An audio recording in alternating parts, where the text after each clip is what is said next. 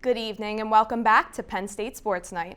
I'm Emily Edwards here with Lexy Leidlein, and we're here to bring you this week's sports update. Penn State women's volleyball is riding high after earning back-to-back wins against Indiana.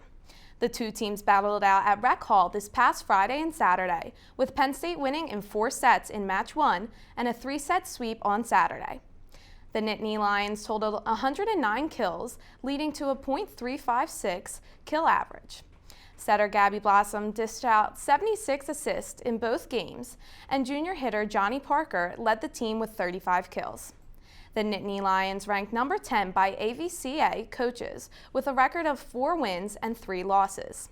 In honor of Thon Weekend, players wore yellow ribbons in their hair to show their support. Penn State will head to College Park this upcoming weekend to play the Maryland Terrapins in a Big Ten matchup.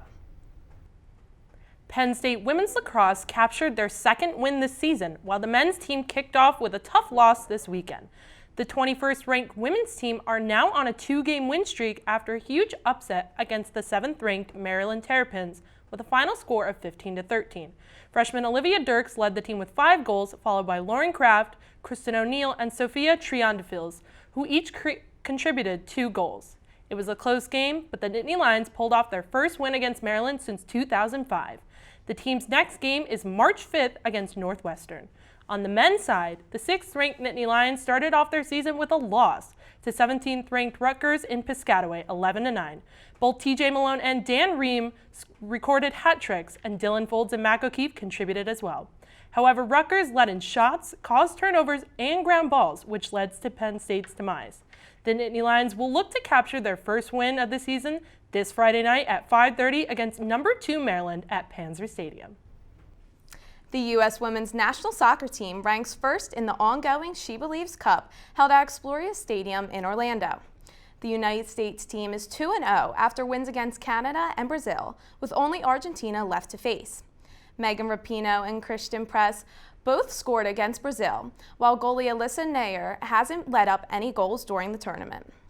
During the Brazil matchup, the U.S. team kept possession for 54% of the game and had 17 shots on goal. The U.S. team is reigning champs of the She Cup and have won all 4 games this calendar year, all without giving up a single goal. The women play again on Wednesday night at 7 against Argentina to determine the winner of the 2021 She Believes Cup.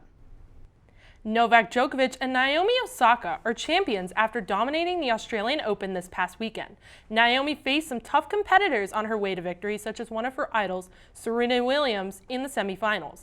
In the finals on Saturday, 3rd-ranked Osaka faced 22nd-ranked Jennifer Brady from the U.S. She took the match, winning 6-3 in the first set and 6-4 in the second set. She is now the 2nd-ranked player in women's tennis behind Ashley Barty of Australia.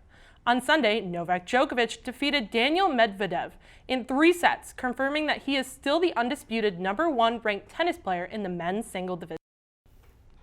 Penn State hosted Thon this weekend, the 46-hour no-sitting, no-sleeping dance marathon. Although held virtually, the annual pep rally was still a big hit and thousands tuned in. The pep rally is where athletes from Penn State's many varsity teams showed off their dance moves in support of those dancing to raise money for children's cancer. Emily, who is your favorite of the pep rally? So my favorite was definitely men's gymnastics. They'll never not be impressive, and I constantly wonder how they can do what they do. I'm going to give an honorable mention to men's volleyball. They had it going on, but just men's gymnastics all the way. What about you?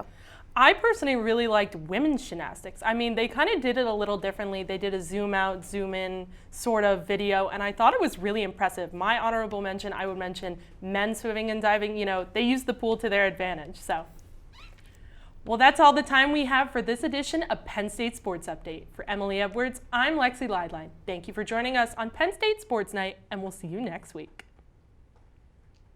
Thank you for watching this edition of Penn State Sports Night. If you're a fan of our content, please be sure to subscribe to our YouTube channel for more clips. Also, follow us on Twitter at PSSN TV and on Instagram at PSU Sports Night to keep up with all the action. For all my colleagues, we are Penn State Sports Night.